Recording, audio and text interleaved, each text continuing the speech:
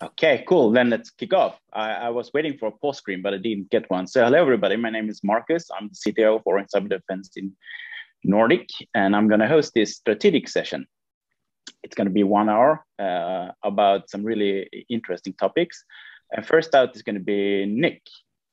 And your topic for today is supporting your journey to the cloud, right? I hear you now, Nick. Sorry, okay. I was just being asked to mute. He said he didn't understand microsegmentation. I didn't understand the magic. And Avishai is obviously doing the technical session right now, and he's probably thinking about changing his pin rather than the session. So probably. So okay, so my sessions, as you can see, digital transformation. I'm the vice president for Guardicore for EMEA. And I'm going to hone in on how we support the journey to the cloud, which has already been mentioned. But before I do, there's a couple of things I wanted to talk about, other drivers we're seeing in the market. But actually, I wanted to start off by thanking Orange Cyber Defense. I mean, the event's incredible. The attendees, I'll be honest with you, are a level that both Guardicore and Algosec probably couldn't attract by ourselves. So credit to OCD's relationships in the region. And it's great that you're shining the spotlight on such a innovative and hot topic. And I'll talk about why I think it's hot as well. So let's go through it. So why are we here? So I think we're here fundamentally because firewalls are missing the bigger picture. What do I mean by that? Well, firewalls do a great job at the perimeter. It's the job that they were designed to do, to inspect north-south traffic. But when they are bought inside the network, that's where the problems start. They were not designed to inspect east-west traffic and cope with that problem. But because over the last 10 years, people have used firewalls and VLANs fundamentally to do segmentation, problems have occurred. And maybe unsurprisingly, segmentation projects have developed a bad reputation. I've heard it joked about that network segmentation projects are where CISOs go to die. Or if you start a network segmentation project, your successor will finish it and grab the glory. This is hardly inspiring stuff. And so it's no surprise that segmentation projects have been deprioritized and they've been put in that drawer marked too hard. And this has only been made worse with cloud adoption. This is why microsegmentation is a hotter topic now. So at Guardicore, we've seen the number of inbound requests grow by over 100% year on year. Gartner also validated this in July this year when they said that in Q2 of 21, they'd seen the number of inbound requests, people asking specifically about Guardicore, had grown by 40% from Q1 to Q2. And that was up from Q4. Forrester have also said something similar, and I'll show you that on the next slide. So what is driving this market? Now, there's definitely a growing understanding of microsegmentation as a proper solution. It's not an emerging tech. It's been out here for a while. There's been many successful global deployments. So I guess our marketing team, but also partners like OCD are really helping to build that understanding. Compliance never goes away, okay? Ring fencing, the SWIFT environment has been around for a while. PCI requirements around microsegmentation is there, and that still exists. Internal audit, in my opinion, has definitely strengthened and shone a light on the dangers of having a flat network. And you may have missed it, but in June of this year, the Biden administration issued an executive order to all of the American businesses, and it was 5 steps they should all take in order to protect themselves against cyber attacks and ransomware.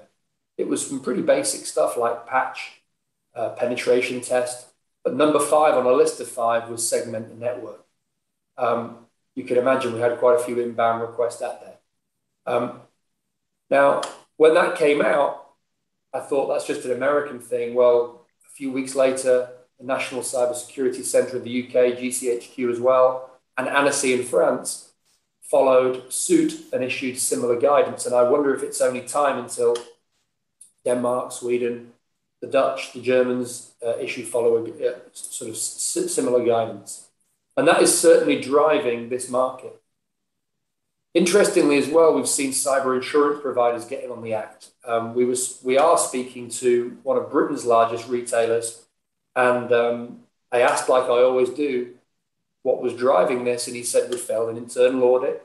An external board member had demanded a more robust ransomware strategy following another board he sat on had been an attack.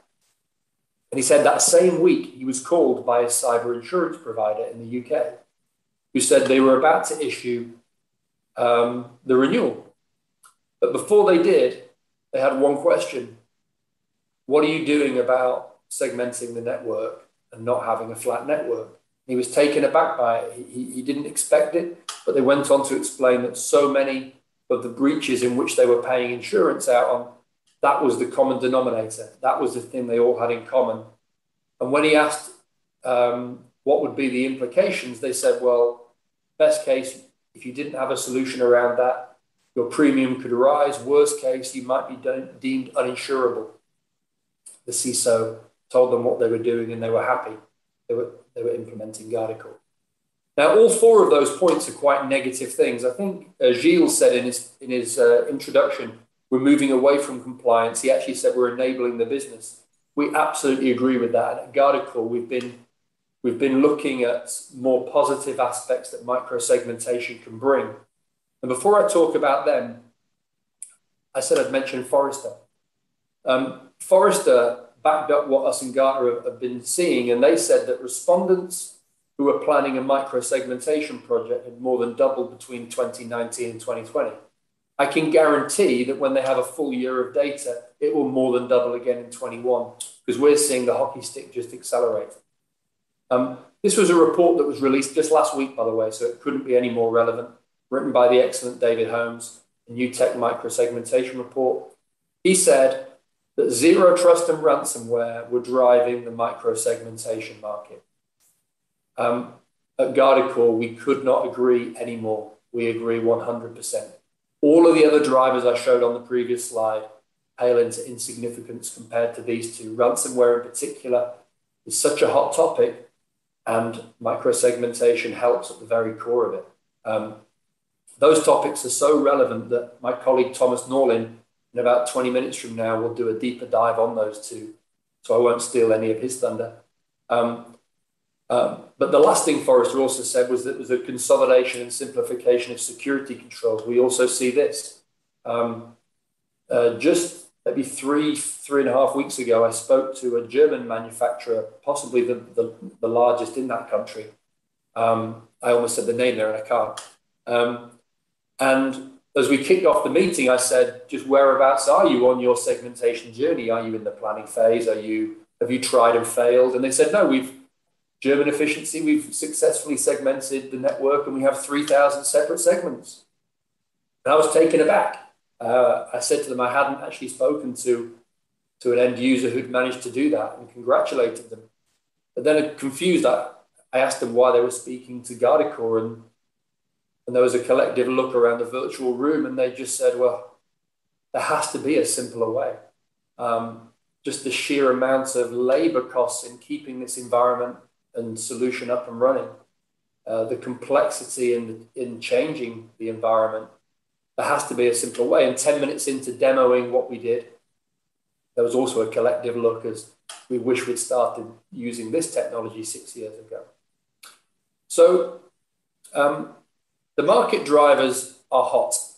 But let's talk about these two. So let's talk about cloud migration first. We have literally dozens of clients who haven't been able to move to the cloud as quickly as they would have liked to, and they've turned to Guardicore for support. Now, the top two reasons cited for not moving to the cloud tend to be worried that existing security controls will be bypassed.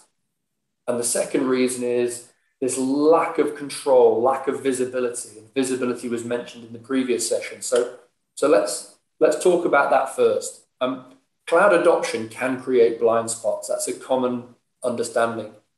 Even basic visibility is sometimes hard. Guardicore provides very deep visibility into assets and application dependencies. It's funny, almost every proof of concept we do, when we switch on the visibility after the agents have been deployed, we get the same reaction from the end users.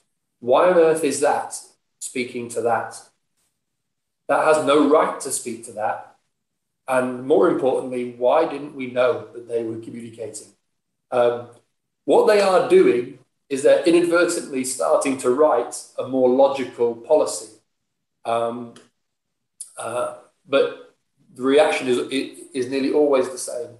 This is the start of labeling something which is transforming the speed and success of these segmentation projects.